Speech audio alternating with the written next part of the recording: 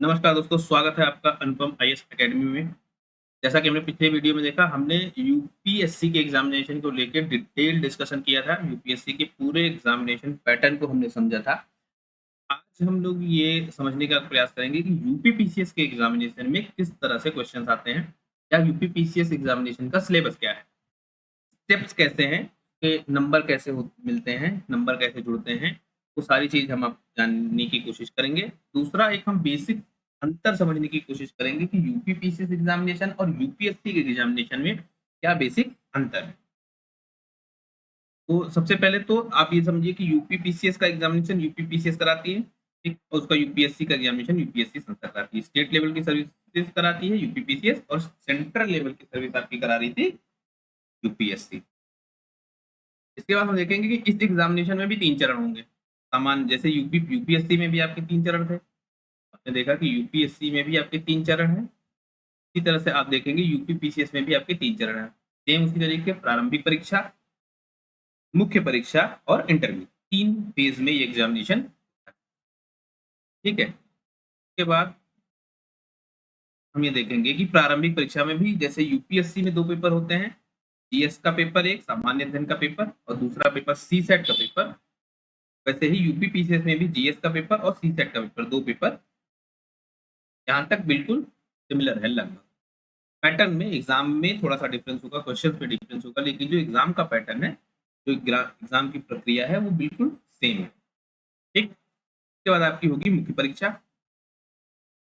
यहाँ पे एक अंतर, जो आपका कल आपने देखा, जब आपने देखा कि यूपीएससी में आपके 9 पेपर होते हैं मेंस में,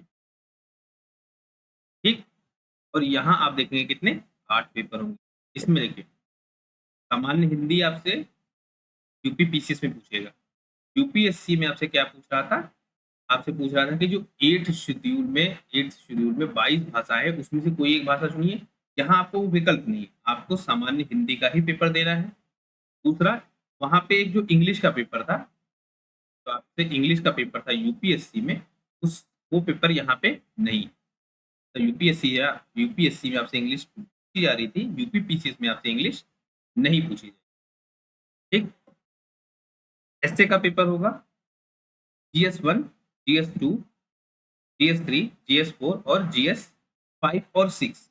ये 2 नए इंट्रोड्यूस किए गए पेपर हैं। इससे पहले क्या होता था, ये 5 और 6 की जगह यूपीपीसीएस में भी ऑप्शनल होता था, ठीक है।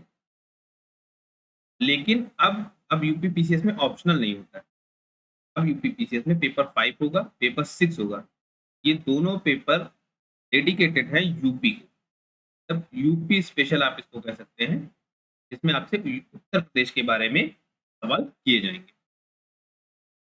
अब यहाँ देखते हैं कि जो प्रीलिम्स का पेपर होगा, जीएस पेपर 1 का पेपर, इसमें भी क्या पूछ रहा है, राष्ट्रीय और अंतर्राष्ट्रीय महत्व की घटनाएं, राष्ट्रीय महत्व की घटनाएं, अंतर्राष्ट्रीय महत्व की वर्तमान घटनाएं, करंट अफेयर आपसे पूछा जाए, ठीक है। दूसरा आप देखेंगे भारत का इतिहास, ये आपसे यूपीएससी में भी पूछा जा रहा था, और भारतीय राष्ट्रीय आंदोलन, ये भी आपसे यूपीएससी में पूछा जा रहा था। सेम यहाँ भी यही पूछा जाए। यूपीएससी में क्या होता है, यूपीएससी के एग्जामिनेशन है, आपसे जब आप यूपीएससी जाएंगे तो वहां आपसे कॉन्सेप्ट ज्यादा पूछे, जब आप यूपीपीसीएस का एग्जाम देंगे तो आपसे कॉन्सेप्ट की जगह फैक्ट ज्यादा पूछे जाएंगे। हालांकि धीरे धीरे यूपीपीसीएस भी इसी पैटर्न पे आ रहा है कॉन्सेप्ट पूछने पे, लेकिन तब भी अगर हम दोनों को एनालिसिस करें, दोनों में कंपैरिजन करें, तो हमको मिलेगा कि यूपीपीसीएस में थोड़ा फैक्चुअल ज्यादा पूछ रहा है, यूपीएससी ज्यादा कॉन्सेप्चुअल पूछ रहा है, ठीक। इसके बाद हम देखेंगे सेम वही भारत का विश्व का भूगोल, भारत का भौतिक, सामाजिक और आर्थिक भूगोल, ये यहाँ पे आपसे पूछा जा रहा है। फिर आपसे पॉलिटी पूछी जा रही है, जिसमें आपसे शासन व्यवस्था के बारे में पूछा था, संविधान के बारे में, ठीक, राजनीतिक संस्थाएं, पंचायती राज, लोक नीति और आधिकारिक मुद्दे या राइट्स इशू क्या है, उसके बारे में आपसे पूछा है। फिर आपसे इकोनॉमिक्स के क्वेश्चन पूछे जा रहे हैं, आर्थिक और सामाजिक विकास, सतत विकास, गरीबी, समावेश, जनसांख्यिकी, सामाजिक क्षेत्र की पहल, ये सारे क्वेश्चन आपसे पूछे।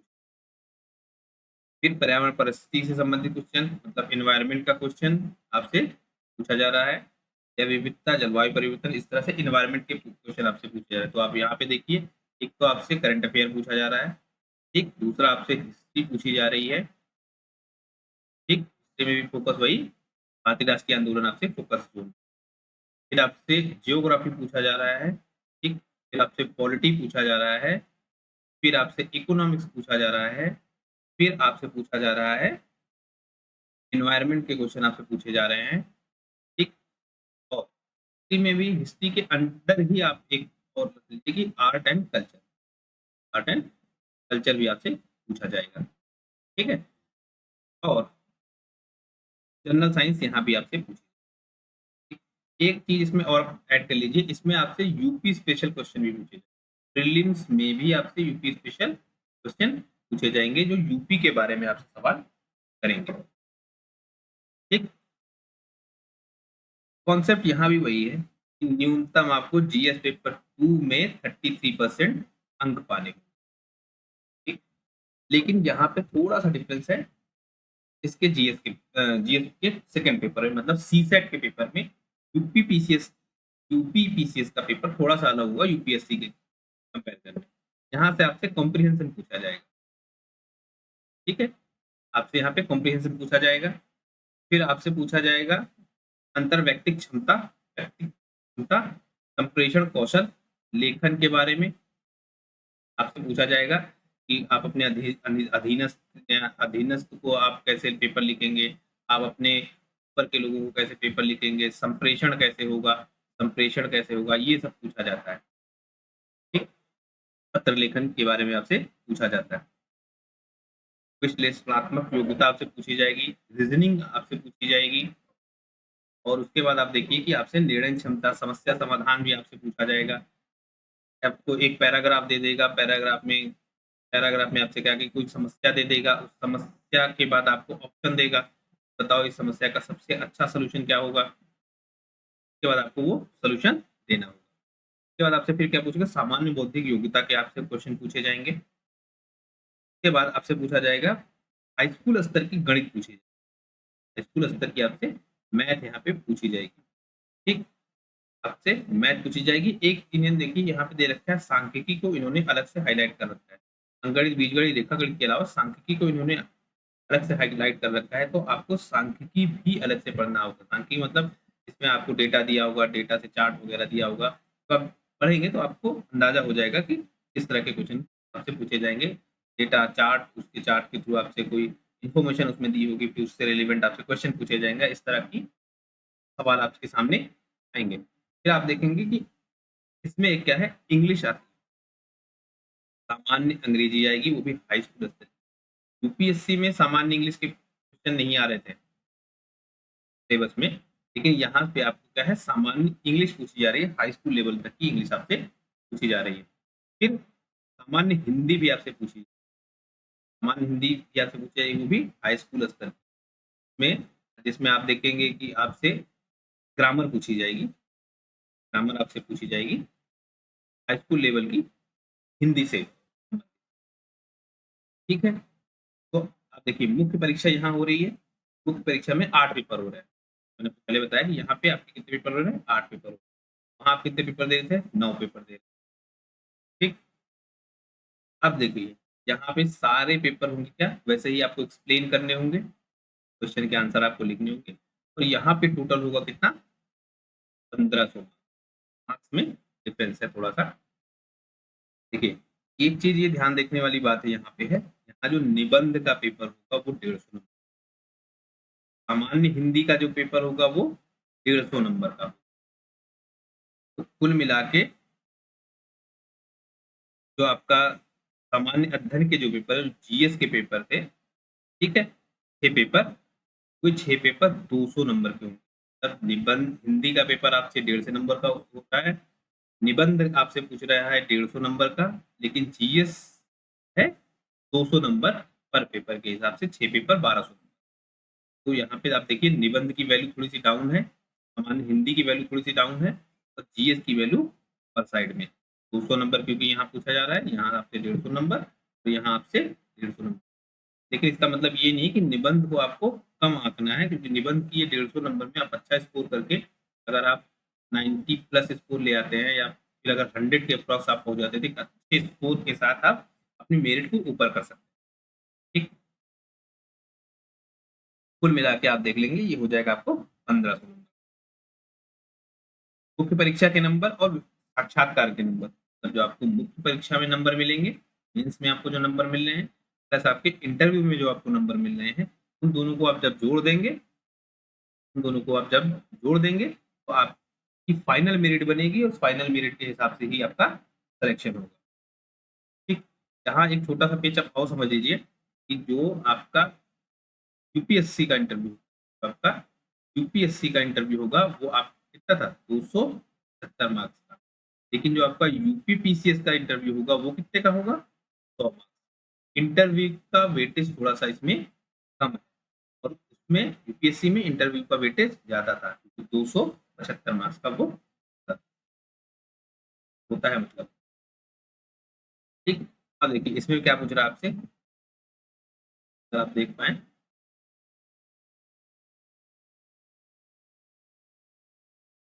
भारतीय संस्कृत के इतिहास में प्राचीन काल से आधुनिक काल तक कला रूप, साहित्य कला रूप, साहित्य वास्तुकला के महत्वपूर्ण पहलू शामिल होंगे इस पेपर 1 में। ठीक, मतलब आर्ट एंड कल्चर आपसे आधुनिक भारत का इतिहास इसमें दिया है, स्पेशली डेडिकेट किया इन्होंने 1757 से 1947। 1757 में आपको याद होगा प्लासी, प्लासी से लेके आजादी तक ये लोग सवाल कर रहे हैं, महत्वपूर्ण घटनाएं, व्यक्तिगत समस्याएं पूछ रहे हैं, पर्सनैलिटी के बारे में भी आप पूछ।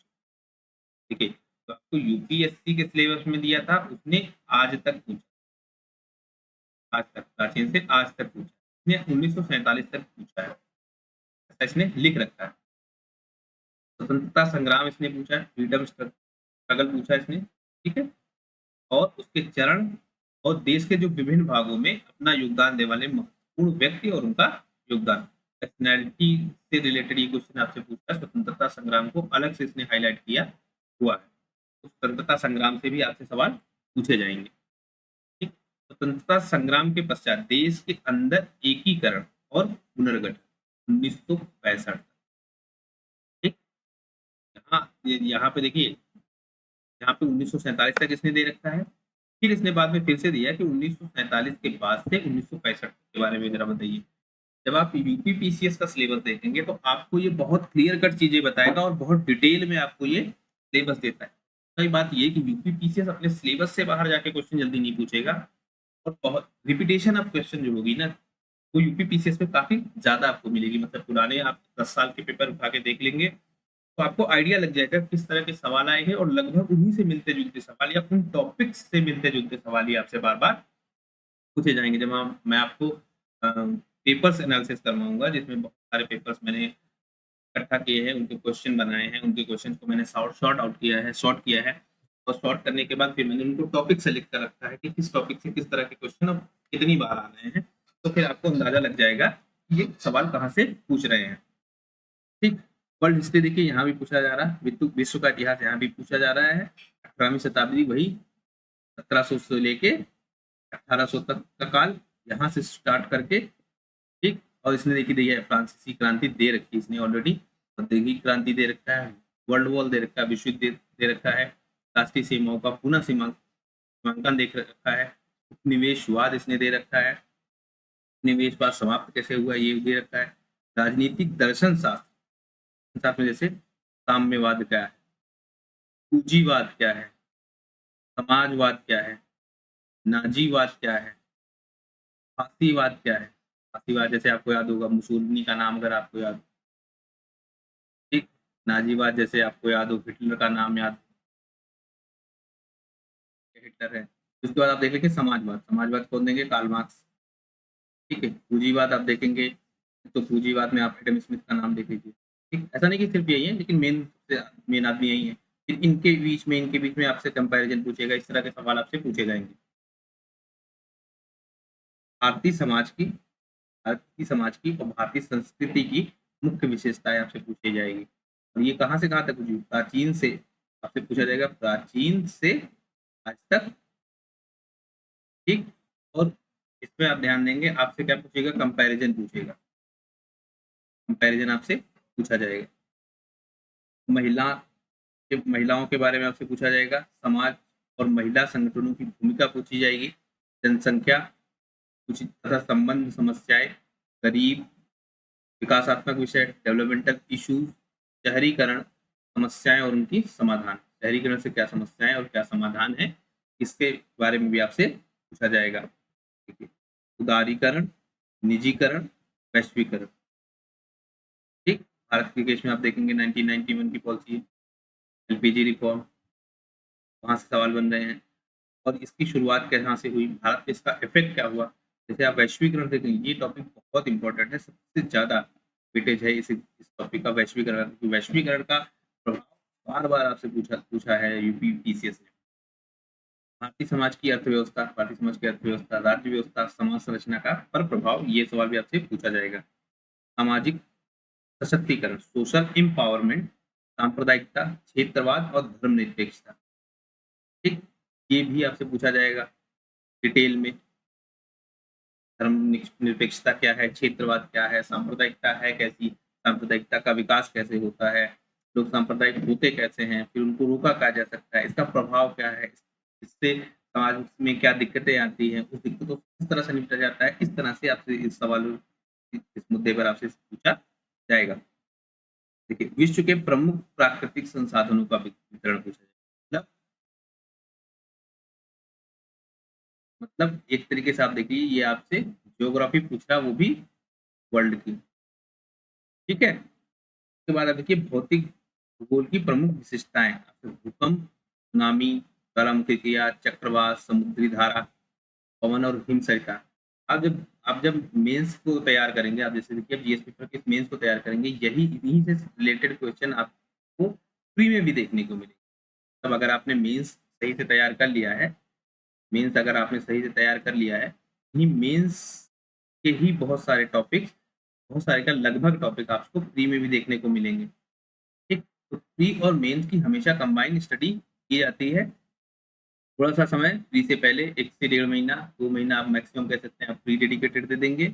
और प्री से मेंस के बीच में आपको लगभग इतना ही समय मिल जाएगा।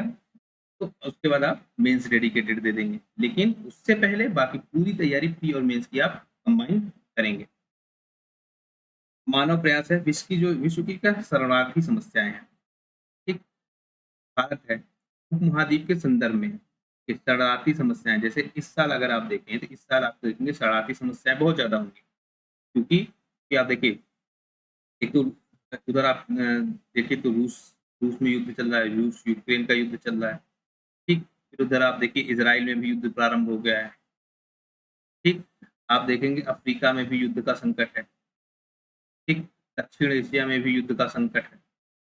तो जब युद्ध के संकट हैं तो शरणार्थी समस्या बढ़ जाएंगी। इसी तरह से जब शॉर्ट आउट करेंगे किस समय किस टॉपिक पे ज्यादा हमको वेट देना है, करंट में अगर उस टॉपिक पे ज्यादा वेट दिया जा रहा है तो आप उसके बेसिक्स पे भी ज्यादा वेटेज दे देंगे, उसको बहुत ढंग से तैयार करेंगे, जिससे आप आसानी से क्वेश्चन को टैकल कर पाए। सीमांत तथा सीमाएं, भारतीय उपमहाद्वीप के संदर्भ में भारत की ज्योग्राफी आपसे पूछी जाएगी। जनसंख्या एवं अधिवास, प्रकार, प्रतियुग, नागरीकरण, स्मार्ट नगर, स्मार्ट ग्राम, smart city project, smart village project, इन सब से बारे में आपसे सवाल पूछे जाएंगे। ये तो पूरा हो गया आपका सामान्य अध्ययन का जीएस पेपर 1। ठीक। अब देखिए, उसके बाद आपसे पूछा जाएगा जीएस पेपर 2। जीएस पेपर 2 आप देखिए क्या है, भारतीय संविधान। तो जीएस पेपर 2 में आपसे क्या पूछा जा रहा है, पॉलिटी पूछी जा रही है। ठीक।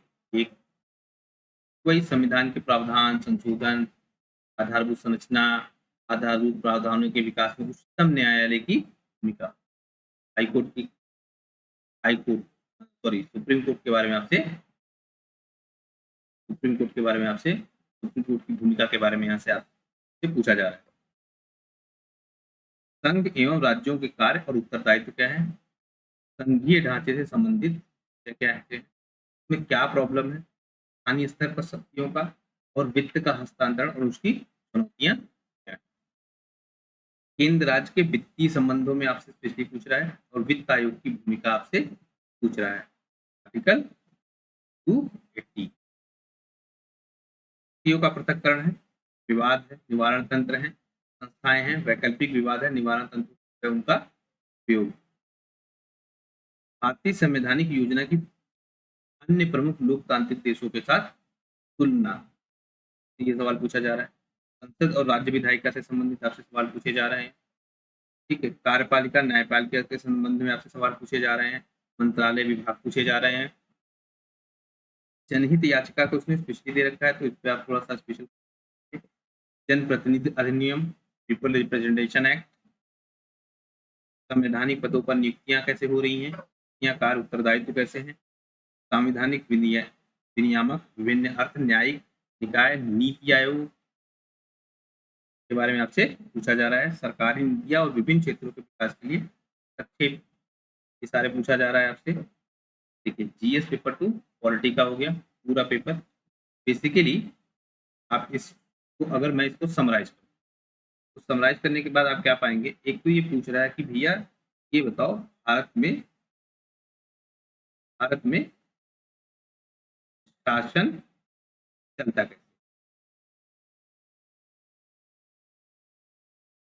ठीक, दूसरा आपसे पूछ रहा है शासन में समस्या क्या है।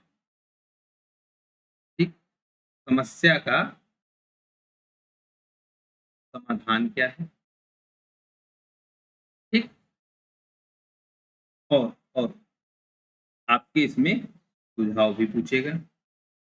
ठीक है, इसका ऐतिहासिक आधार क्या है, भारत में शासन आज की डेट में जो है उसका ऐतिहासिक आधार क्या है, इस शासन व्यवस्था में क्या क्या दिक्कतें हैं, क्या क्या समाधान इसके हो सकते हैं, क्या क्या सुझाव आप समाधान के लिए दे सकते हैं। बेसिकली यही इसमें मेन पूछा जा रहा है। ठीक है, अब आ जाते हैं अगले टॉपिक पे। जीएस पेपर 2 में ही आप देखेंगे विकास प्रक्रियाएं, गैर सरकारी संगठनों की भूमिका, स्वयं सहायता समूह, ये सब आपसे पूछा जा रहा है। विभिन्न समूह एवं संघ विधाता सहायता संस्थाएं, इन सब के बारे में आपसे पूछा जा रहा है। जनसंख्या के अति संवेदनशील वर्गों के लिए कल्याणकारी योजनाएं क्या हैं, ये आपसे पूछा जा रहा है। स्वास्थ्य, शिक्षा, मानव संसाधन से संबंधित सामाजिक क्षेत्र और सेवाओं के विकास एवं प्रबंधन से संबंधित विषय है। मतलब भारत सरकार स्वास्थ्य के लिए कैसे काम कर रही है, इसमें क्या दिक्कतें हैं, शिक्षा के लिए कैसे काम कर रही है, इसमें क्या दिक्कतें हैं, मानव संसाधन के लिए विकास के लिए क्या किया जा रहा है, इससे क्या दिक्कतें हैं।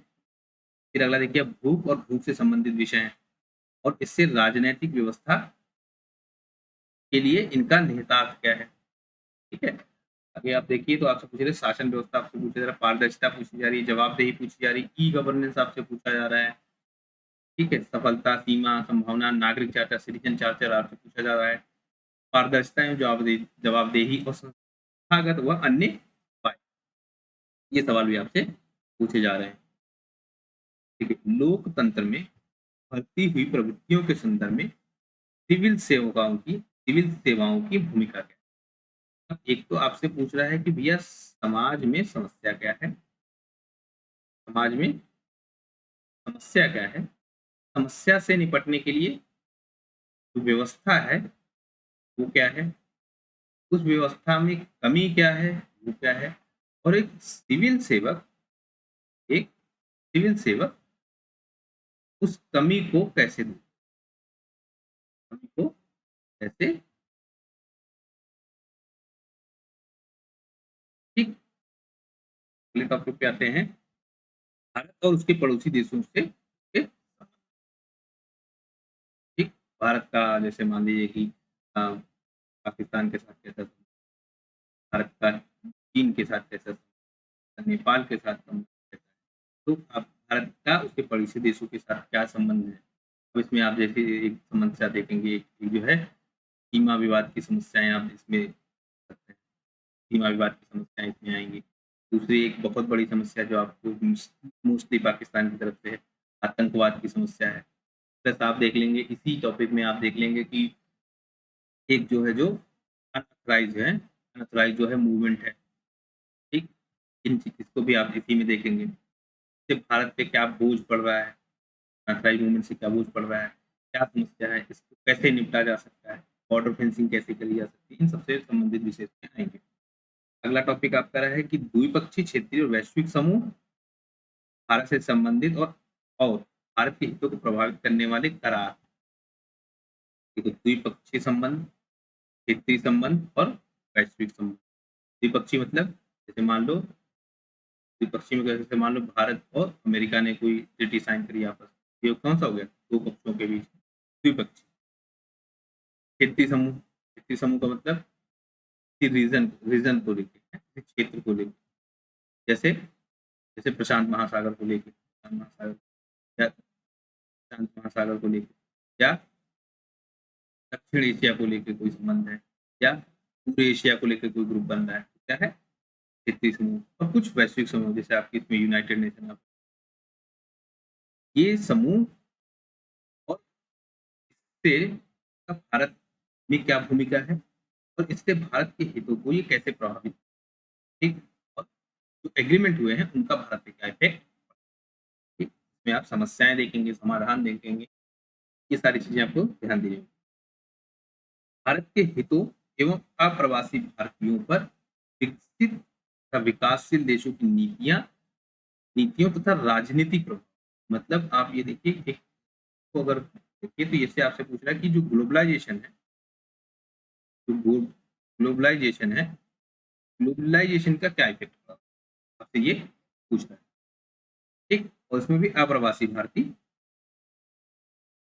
जो ऐसे भारतीय जो है तो भारतीय पर भारत में है नहीं, वो किसी दूसरे देश में रह रहे हैं, वो भारतीय, मोटी बात में अगर आप समझेंगे तो उनसे उनसे क्या इफेक्ट पड़ रहा है भारत के हितों पर, बात को भी आप देखेंगे। अंतरराष्ट्रीय संस्थाएं आप देखें, ठीक? उनकी संरचना कैसे, उनके अधिदेश कैसे, उनका कार्यभार कैसे, मतलब जो आपके इंटरनेशनल इंस्टीट्यूशन है, इंटरनेशनल इंटरनेशनल इंस्टीट्यूशन है, वो किस तरह से काम कर रही है और उसका भारत पे क्या इफेक्ट पड़ रहा है, इस बात को आप इसमें देखेंगे।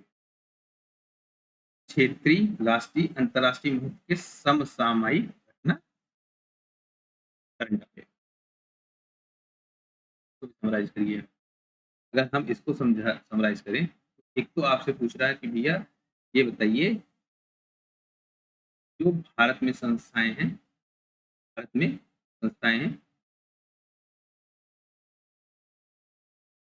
भारत में संस्थाएं हैं, उनका उनका क्या प्रभाव पड़ रहा है, ठीक है? दूसरा आपसे पूछ रहा है जो वैश्विक संस्थाएं, जो आपकी वैश्विक संस्थाएं हैं, उनका क्या प्रभाव पड़ रहा है भारत पे, ठीक? दूसरा, भारतीयों पे क्या प्रभाव, भारत पे क्या प्रभाव पड़ रहा है, भारतीयों पे क्या प्रभाव पड़ रहा है, और जो करंट में ऐसी क्या घटनाएं हो रही हैं, करंट में ऐसी क्या घटनाएं हो रही है जिससे समाज पर प्रभाव पड़ा, ये आपसे पूछा जाता है, ठीक है? अब आ जाते हैं अगले पेपर, जीएस पेपर 3 में। जीएस पेपर 3 बेसिकली ये डेडिकेट आप कर सकते हैं इकोनॉमिक्स के ऊपर। जीएस पेपर 2 आपने कैसे होगी, एक तो पॉलिटी, जीएस पेपर 2 अगर आप देखेंगे तो कहता है polity plus IR, international relationship को लेके। जीएस पेपर 3 आप देख रहे हैं किसको, इकोनॉमिक्स को लेके। आर्थिक नियोजन आपसे पूछा जा रहा है, उद्देश्य, उपलब्धियां, नीति पूछी जा रही है, नीति आयोग की भूमिका पूछी है, सतत विकास, सस्टेनेबल डेवलपमेंट गोल पूछे जा रहे हैं। गरीबी से संबंधित मुद्दे हैं, बेरोजगारी है, सामाजिक न्याय है, समावेशी विकास है। गरीबी वाला मुद्दा आप देखेंगे जीएस पेपर 2 में भी है, तो आपको ऐसे कई सारे ऐसे टॉपिक मिलेंगे जो जीएस पेपर 2 में भी मिलेंगे, जीएस पेपर 3 में भी मिलेंगे।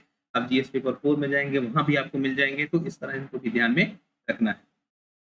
सरकार के बजट और वित्तीय प्रणाली के बारे में, फसलें आप जानिए कि फसलें कहाँ हैं, सिंचाई की विधि, सिंचाई प्रणाली ये क्या है, किस उत्पादन का भंडारण, कृषि से संबंधित समस्या आपसे पूछी जा रही है।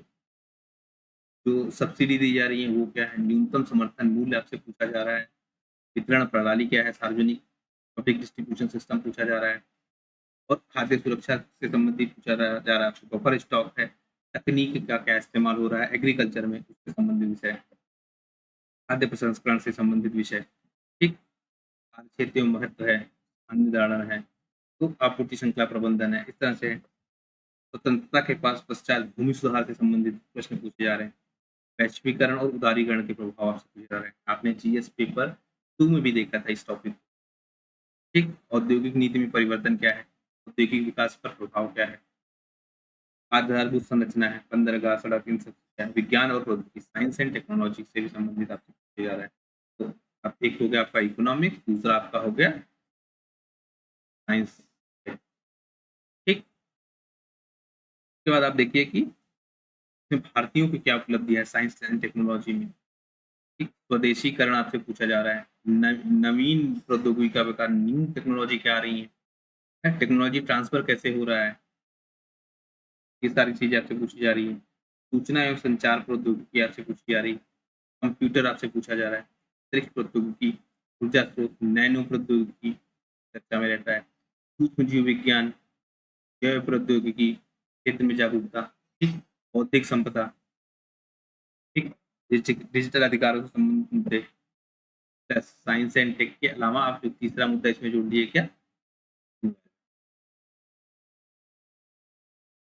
पर्यावरणीय सुरक्षा, पारिस्थितिकी तंत्र, वन जीव संरक्षण, जैव विविधता, पर्यावरण प्रदूषण, पर्यावरणीय संघात।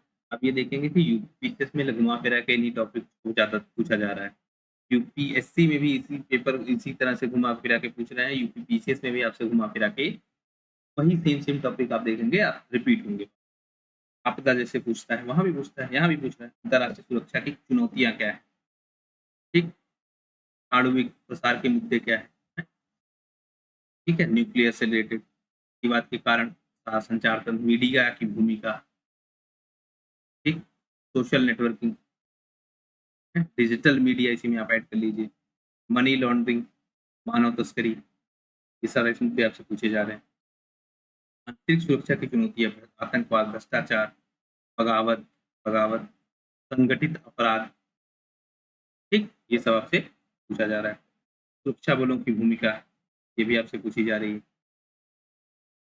सरकार तथा शासनाधिकार, भारत का उच्च रक्षा संगठन, ये टॉपिक भी आपसे पूछा जा रहा है। कृषि, बागवानी, वानिकी और पशुपालन से संबंधित आपसे इसने क्या क्या पूछा, एक तो आपसे इससे इसने क्वेश्चन पूछे आपसे इकोनॉमिक से संबंधित कि भारत में आप जरा इकोनॉमिक स्ट्रक्चर को समझाइए, उस इकोनॉमिक स्ट्रक्चर की करंट सिचुएशन क्या है, उसमें प्रॉब्लम क्या है, उसके सोल्यूशन क्या है।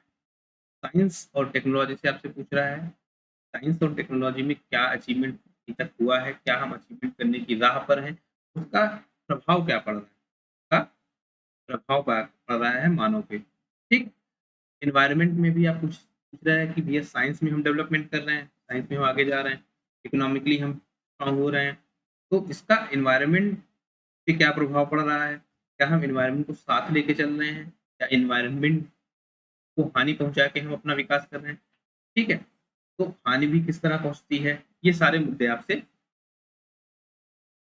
अब आ जाइए आप जीएस पेपर 4 पे, सेम यूपीएससी की तरह यहाँ भी क्या पूछा जा रहा है, नीति के हिसाब से, ठीक। नीति शास्त्र, मानवीय अंतर संबंध, तो आप यहाँ भी देखिए आपसे ये पूछा जा रहा है, एक तो क्या बनने जा रहे हैं आप, सिविल सेवक आप बनने जा रहे हैं, सिविल सेवक बनने जा रहे हैं आप, तो आप में नीति शास्त्र का सर आप आपका जानना चाह रहा है, ठीक। और आपकी जो बेसिक अंडरस्टैंडिंग है समाज को लेके, ठीक, जो कहीं न कहीं विकसित हुई होगी आपकी शिक्षा से, आपके परिवार से, ठीक, आपके वातावरण से, वातावरण मतलब सामाजिक वातावरण से, तो उस सब को लेके एक सिविल सेवक का में नीति शास्त्र का क्या स्तर है, उससे संबंधित आपसे क्वेश्चन पूछे जा रहे हैं, ठीक।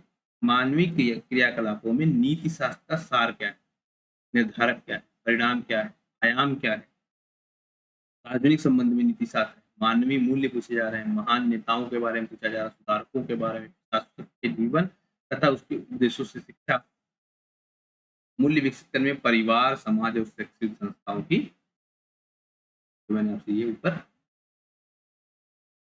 ठीक है। अब आप आगे जी, अभिवृत्ति, ठीक, अंतर वस्तु संरचना, कार्य, विचार, आचरण के परिप्रेक्ष्य में इनका प्रभाव, संबंध, नैतिक और राजनीतिक अभिरुचि, सामाजिक प्रभाव, सहमति पैदा करना। आप समाज में आप जैसे मान लीजिए क्या है, सिविल सर्वेंट है आप, ठीक है। तो आप समाज को जोड़ कर रखना, ये भी आपके दायित्व में आता है। तो आप इस दायित्व को कैसे पूरा करेंगे, इससे संबंधित विषय भी आपसे पूछे जाएंगे।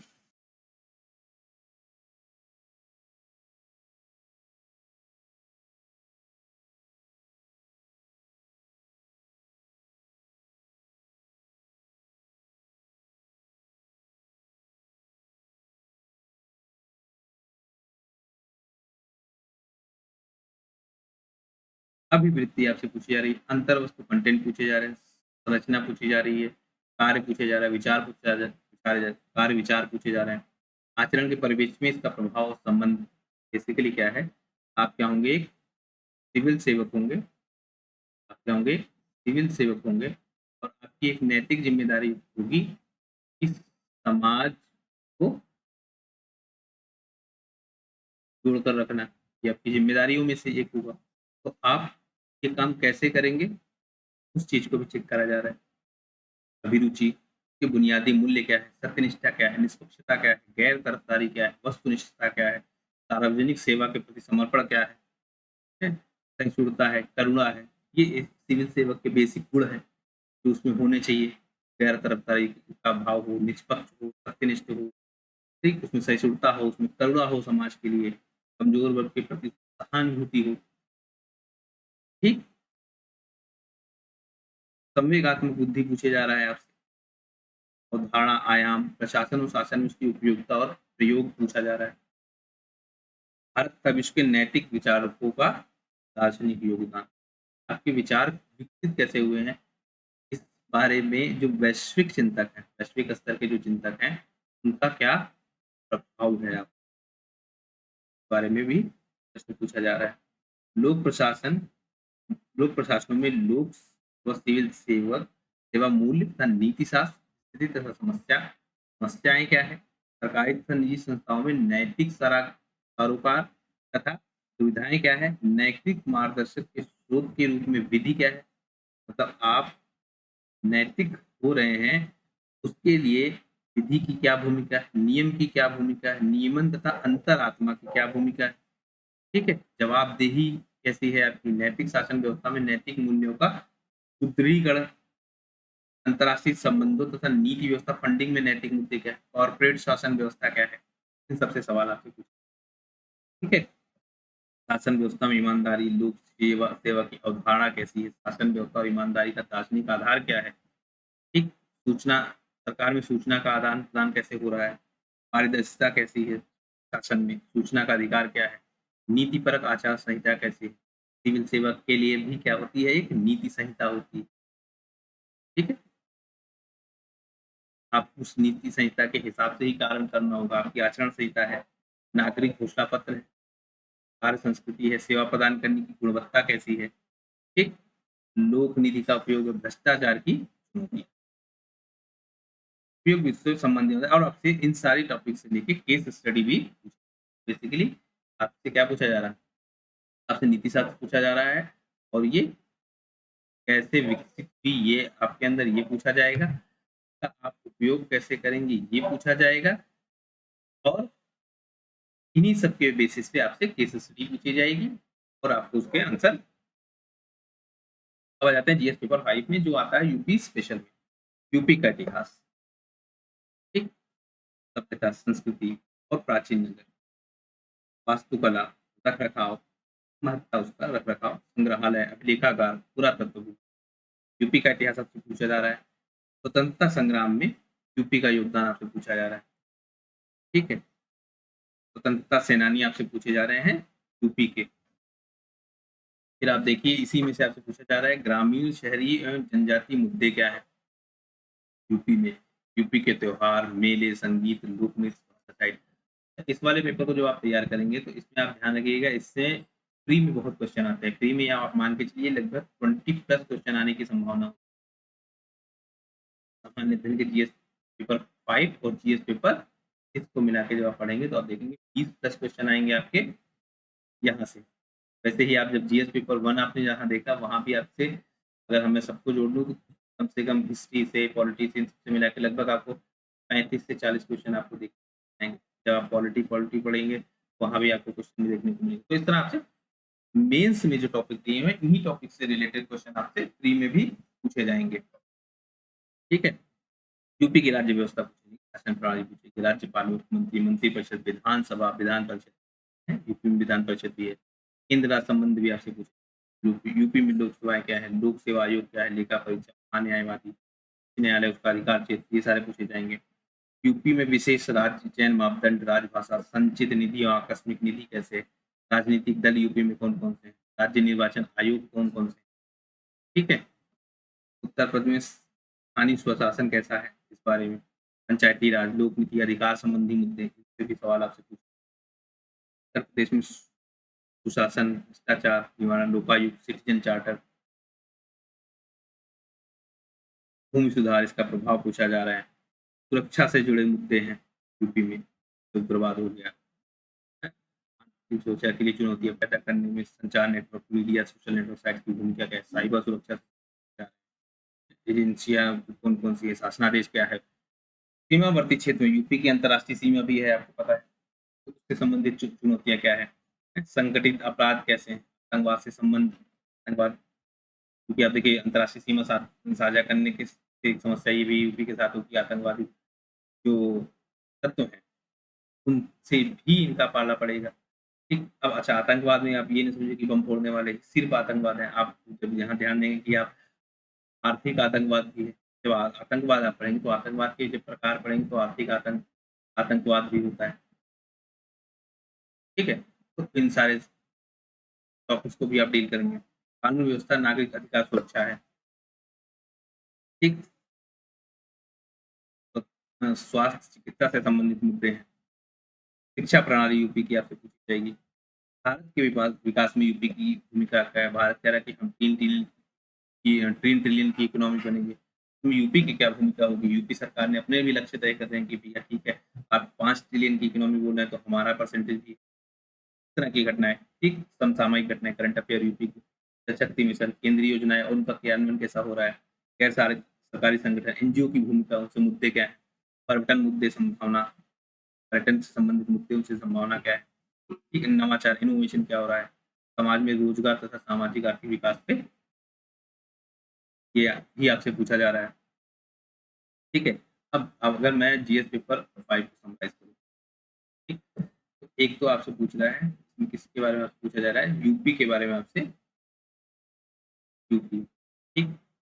तो एक यूपी का समाज आपसे पूछा जा रहा है, यूपी की सामाजिक, आर्थिक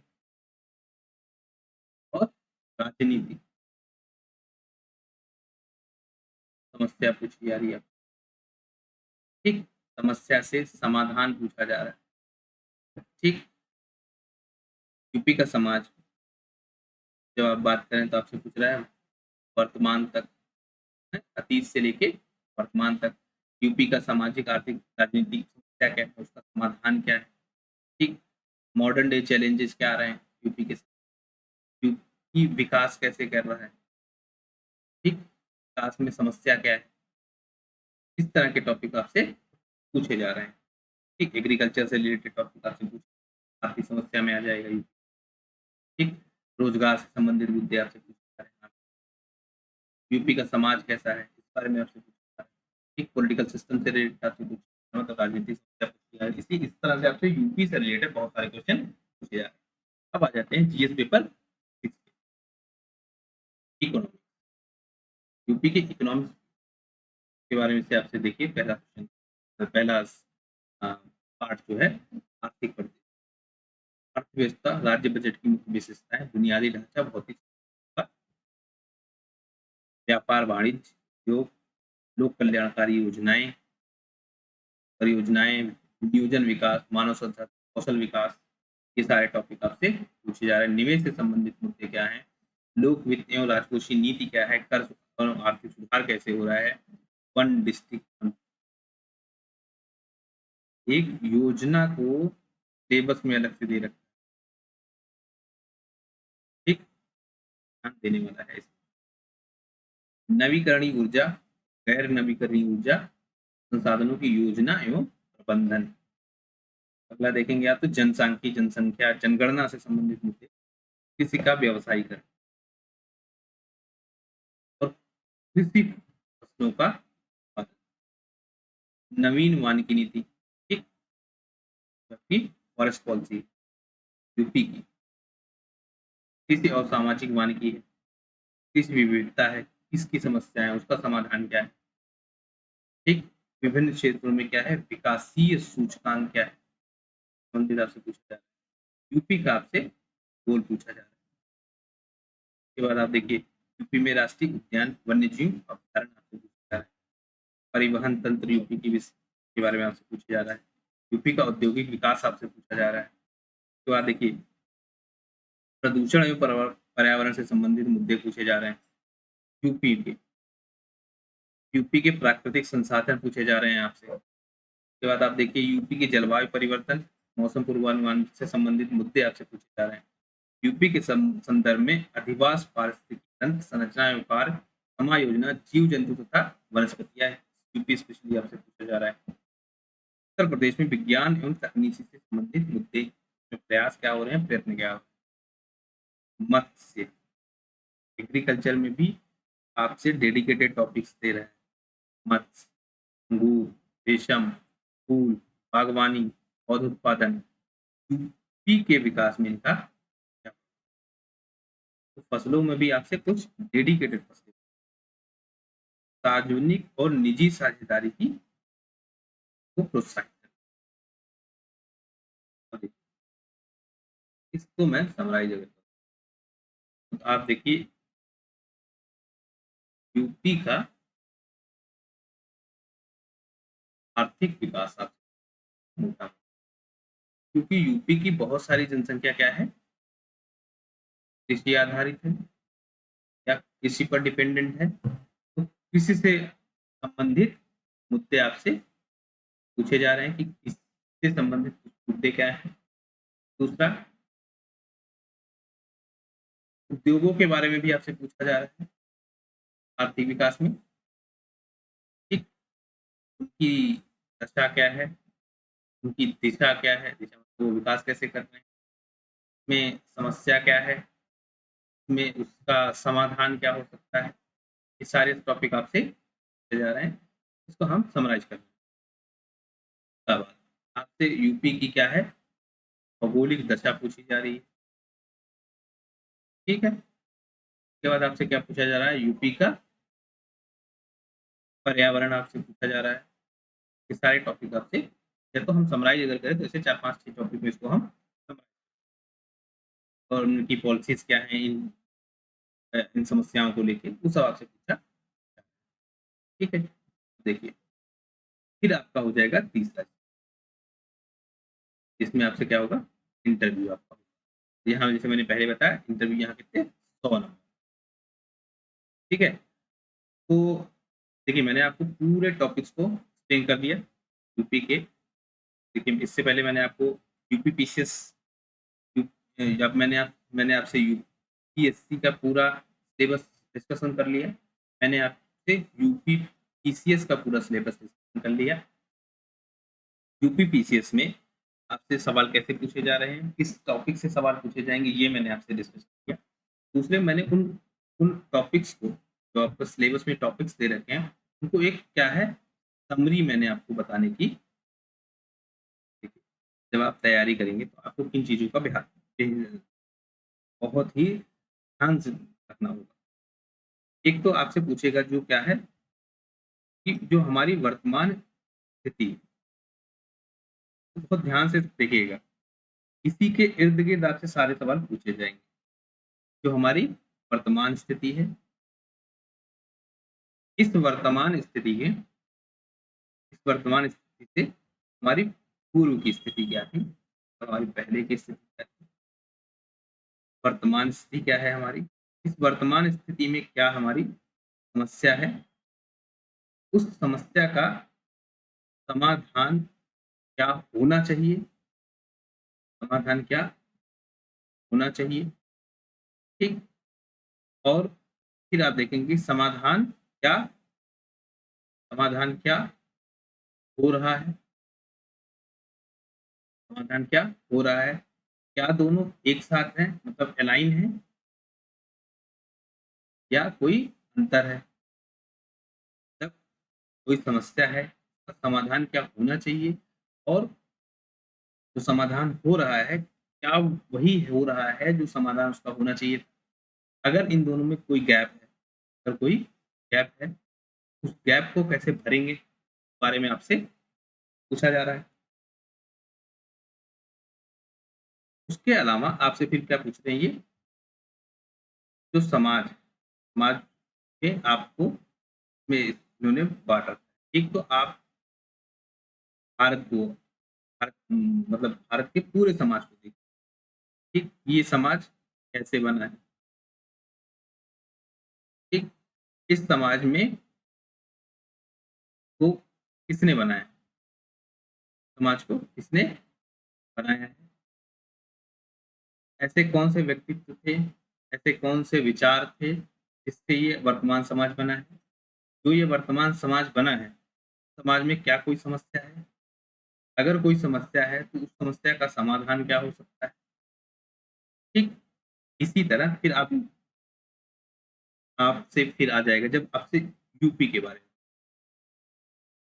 सेम चीज़ यूपी कैसे बना है? इसका इतिहास क्या है?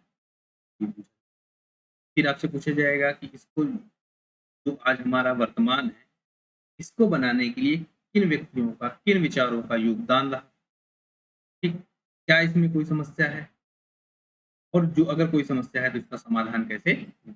ये आपसे एक तो आपसे भारत के परिप्रेक्ष्य में पूछा जा रहा है, फिर आपसे यूपी के परिप्रेक्ष्य में। दूसरे फिर इसने क्या किया, आपकी जो समस्याएँ हैं, तो इसने कई टॉपिक्स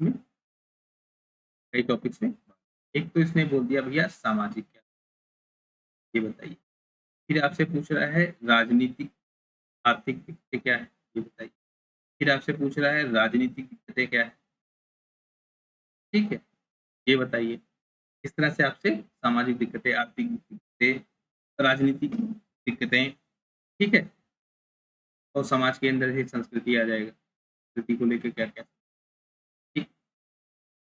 और समस्याओं का हम समाधान क्या निकाल रहे हैं, और क्या वो समाधान उचित है,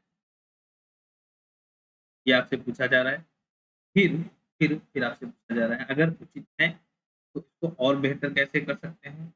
अगर अनुचित है, आपको सरकार के खिलाफ नहीं लिखना है, लेकिन आप तर्कों के साथ ये स्पष्ट कर सकते हैं कि देखो ये कमियाँ हैं, समाधान में ये कमियाँ हैं, इनको इस तरह से दूर करने के उपाय आपको बताने, ठीक है? इस तरह से एक एक एक देखिए 2 तरह के लोग हैं, एक जो सिर्फ़ समस्या देखेंगे, एक दूसरे होंगे आपके जो समस्या को भी देखेंगे, प्लस समाधान भी निकालेंगे, ठीक? तो आपको इस वाली कैटेगरी में आना है एक। दूसरा, एक तो अगर मान लीजिए कोई समस्या है, उस समस्या को देखने के भी 2 तरीके के विचार बेसिकली। एक एक तो व्यक्ति देखेगा अपनी आंतरिक सोच के, अपनी आंतरिक सोच, जो उसकी शिक्षा है, जिस समाज में वो रहता है, उसके हिसाब से वो समस्या को देखेगा। दूसरा, तार्किक सोच,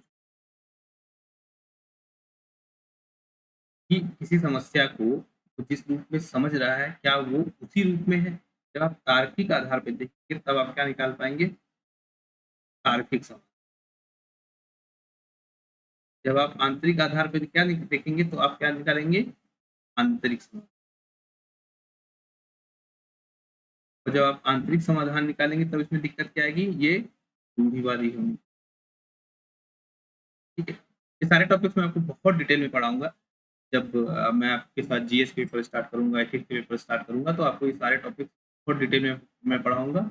बस आप इस चैनल के साथ जुड़े रहिए, इस चैनल को अपने दोस्तों के साथ शेयर करिए, ज़्यादा से ज़्यादा लाइक और कमेंट करिए।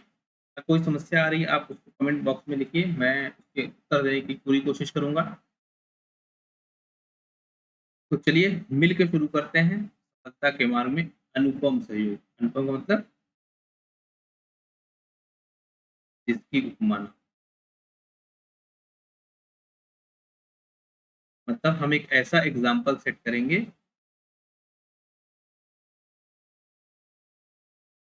जो अभी तक ना हुआ। देखिए अभी तक क्या है, कोचिंग के क्या साथ क्या समस्या आ रही है, ये भी समझ लीजिए। यही पे समस्या क्या आ रही है, आपको वो थोड़े से टॉपिक आपको देंगे यूट्यूब पे फ्री में, थोड़े से टॉपिक आपको क्या देंगे, फ्री में दे देंगे। फिर आपसे कहेंगे कि मेरा पेड कोर्स ज्वाइन करिए, फीस दीजिए, फिर हम आपको क्या है ज़्यादा अच्छे से ये साफ कर बोलेंगे। फिर क्या करेंगे, जब आप पेड कोर्स में आ जाएंगे तो आपको रिपीटेड पैटर्न पे, पुराने पैटर्न पे पढ़ाते रहेंगे। ठीक, जब आपको रिपीटेड पैटर्न में पढ़ाते रहेंगे तो फाइनल में क्या होगा, आपका सिलेक्शन नहीं होगा। जब आपका सिलेक्शन नहीं होगा तो फिर उसका दोष भी आप पे मढ़ देंगे। एक दिन दूसरा, जब आप पेड कोर्स ज्वाइन करेंगे, ठीक है, तो आप पे ये खूब सारा बोझ भी देंगे। आपसे कहेंगे डेली आप कम से कम 10 घंटा, कहने को अच्छा है 10 घंटा आप पढ़ सकते हैं डेली, पर प्रैक्टिकली पॉसिबल नहीं है, क्योंकि ये 10 घंटा एवरेज में, प्रतिदिन 10 घंटे की पढ़ाई मुश्किल हो जाएगा आपके लिए, जब वो भी जब बात हो 1 साल। 1 महीने 2 महीने आप शायद कर सकते हैं, लेकिन 1 साल में ऐसा आप नहीं कर पाएंगे। ठीक है, यहाँ पे मेरे चैनल पे आपको, एक तो मैं आपको सारे सब विषय कराऊंगा, सारे विषय मैं आपको दूसरे कोई फीस नहीं, कभी भी नहीं होगी। तीसरा, नोट्स आपको फ्री में मिलेंगे, ऐसा कि नोट्स के आपको पैसे मांगे जाएंगे, कोई सब्सक्रिप्शन फीस कभी नहीं ली जाएगी। टेलीग्राम चैनल पे आपको सारे नोट्स प्रोवाइड कर दिए जाएंगे, एक एक सब्जेक्ट को डिटेल में मैं पढ़ाऊंगा। आपने थोड़ा बहुत भी अगर ध्यान दिया होगा तो जिस पैटर्न से मैं पढ़ा रहा हूँ, ऐसा नहीं पढ़ाऊंगा कि ये लाइनें लिखी हैं 10 लाइनें मैं पढ़ के आपको सुना दूंगा तो फिर आखिर में पूछूंगा आपसे समझ गए, मैंने जो पीछे पढ़ाया। इस तरह की पढ़ाई यहाँ पे नहीं होगी। आपको एक एक टॉपिक को डिटेल में पढ़ाया जाएगा जिससे आप समझ सके। ठीक, आपको भले ही तथ्य याद कम हो, लेकिन आपको जो विचार है वो याद हो जाएंगे। कि मेंस में क्या है, आपको लिखना है, और लिख आप तभी पाएंगे जब आपके अंदर वो विचार हों। ठीक, क्योंकि मेंस में आपके साथ समस्या क्या आएगी, टाइम लिमिट की समस्या आएगी। आपको एक लिमिटेड टाइम में आंसर करना होगा, और वो तभी लिखा आप कर पाएंगे जब आपके विचार स्ट्रॉन्ग, और उन विचारों को मजबूत करने में तथ्य सहयोग करेंगे आप। लेकिन आप तथ्यों को भी तभी याद कर पाएंगे जब आपके विचार में, तथ्य और विचार आपस में कनेक्टेड हैं, लेकिन विचार का विकसित होना बहुत जरूरी है। जब विचार आप विकसित करने जाएंगे तो तथ्य उसमें सहायता करेंगे। का बेसिक काम क्या होता है, ये आप कोई बात कह रहे हैं, उसमें ये एविडेंस का काम करें। ठीक, प्रामाणिकता सिद्ध करेंगे कि आप जो बात कह रहे हैं वो आप सही कह रहे हैं। तो जुड़े रहिए इस चैनल से आप सभी लोग। आप सबको मेरी तरफ से शुभकामनाएं।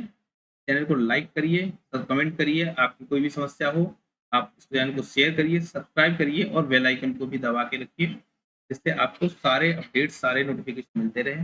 ये क्लासेस लगातार होंगी, बिना किसी रुकावट के होंगी। आपको सारे टॉपिक्स धीरे धीरे करके क्लियर करा दिए जाएंगे। आप कोई भी डाउट होंगे उन सबका आंसर किया जाएगा। ठीक, तो प्लीज जुड़िए इस चैनल के साथ। आप सबको बहुत बहुत धन्यवाद।